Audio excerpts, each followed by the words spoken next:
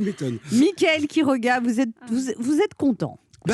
Oui, mais alors je vous cache pas que c'est pas facile tous les jours, quoi. Je veux dire, quand on voit tous les problèmes qu'il y a, les problèmes autour de la 5G et de ceux qui s'en méfient, qui disent que grâce à la 5G, ils vont récupérer toutes nos données personnelles. Ils en sont persuadés, je vous jure, ils vont le raconter partout, sur Facebook, sur Instagram, sur Twitter, sur TikTok, même sur copaindavant.com.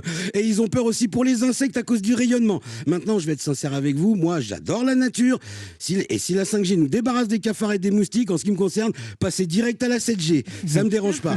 À côté de ça, je n'entends parler que d'incivilité, de violence, d'insécurité. Vous avez sûrement entendu ou vu ces histoires, par exemple de cette dame dont la maison est squattée et alors qu'elle est dans un EHPAD, ou celle de ces gens qui se font squatter leur résidence secondaire. C'est super inquiétant. Alors, je vous rassure, Anne, votre résidence secondaire n'a rien à craindre, elle est en sécurité. Je m'y suis installé avec 2-3 potes, tout va bien, il n'y a personne.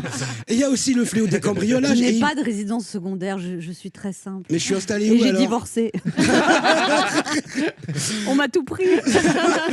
C'est marrant, votre ex-mari dit la même chose.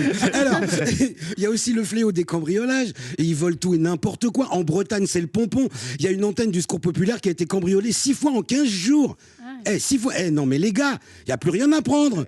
Le dernier qui est passé, histoire d'amortir, il a dû repartir avec les portes et la moquette. C'est du grand n'importe quoi. Alors, en plus cambrioler le Secours Populaire, je vous demande un peu, c'est quoi l'étape d'après? Piquer les jambes de bois sur les invalides? Voler les petits caoutchoucs sous les déambulateurs des petits vieux? Faut vous calmer les gars. En tout cas, la conséquence de tout ça, c'est que le sentiment d'insécurité augmente.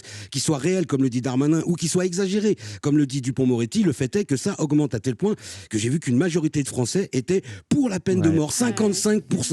Alors certains ont peut-être des arguments qui se discutent, je sais pas.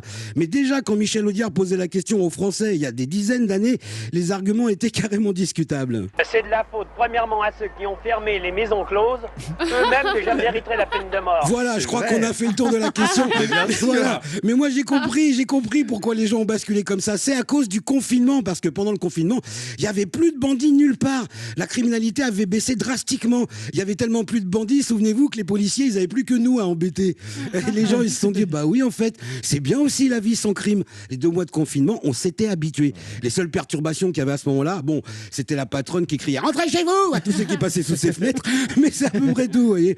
Alors, quand c'est pas ça, c'est les clashs, les polémiques. En ce moment, il y a grosse polémique Neymar, PSG et Alvaro, le joueur de l'OM. D'un côté, les insultes racistes, de l'autre côté, des insultes homophobes. C'est la foire d'empagne.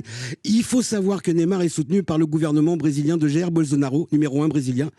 Et franchement, ça fait peur. Parce que Jair Bolsonaro qui s'occupe du racisme, c'est comme si Donald Trump s'occupait du climat ou que Ben H s'occupait de lancer un tuto fidélité. Vous voyez. Je vous permets pas Merci, de... Anne. Non, mais vous vous rendez compte qu'il a une copine depuis 8 mois, avec qui il est heureux, et là, qu'il est vous fidèle. semez le doute. Anne, Il a oui. jamais Bien été aussi sûr. fidèle de sa vie. Merci, Anne. Anne, faites gaffe, ça Je l'ai commence... pas vu faire un pas de travers depuis 8 mois, Merci, même Anne. dans le regard. Incroyable, ouais. Voilà. Pas un pas de travers depuis 8 mois, ce qui fait que toutes celles d'avant, tu les as plantées, on est d'accord. Ok.